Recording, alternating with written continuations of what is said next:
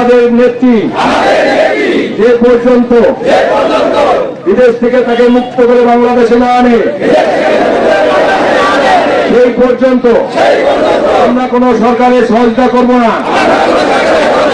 এবার গোপালগঞ্জের পরে চট্টগ্রামেও শেখ হাসিনাকে দেশে ফেরার শপথ গ্রহণ করলেন স্থানীয় জনগণ। স্থানীয় জনগণ শপথে বলেছেন, যতদিন না পর্যন্ত শেখ হাসিনাকে দেশে না ফেরাবেন ততদিন তারা রাজপথে আন্দোলন করবেন। গোপালগঞ্জ চট্টগ্রামবাসী এর সাথে নারায়ণগঞ্জেও আন্দোলনের দেখা মিলছে। কেউ কেউ মনে করছেন ইউনূস যখন আমেরিকা যাবেন তখনই বর্ডার ক্রস করে শেখ হাসিনা দেশে ঢুকতে পারেন। এক্ষেত্রে শেখ হাসিনাকে বরণ করে নেবেন পুরো দেশবাসী।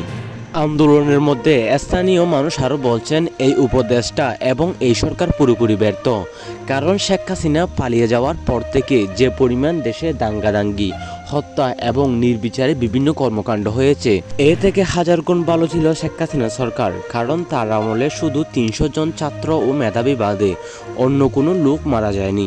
তবে সবার ইঙ্গিত কি শেখ হাসিনা আবার দেশে ফিরবেন?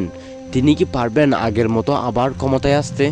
যদি এভাবে গোপালগঞ্জ, চট্টগ্রাম, নারায়ণগঞ্জ পুরো দেশে আন্দোলন চলতে থাকে তাহলে উপদেষ্টারা পালিয়ে যেতে পারে এবং শেখ হাসিনা আবার নতুন করে ক্ষমতায় ফিরে আসতে পারে। দেখা যাক এই আন্দোলনের মাধ্যমে শেখ হাসিনা দেশে প্রবেশ করতে পারে কিনা।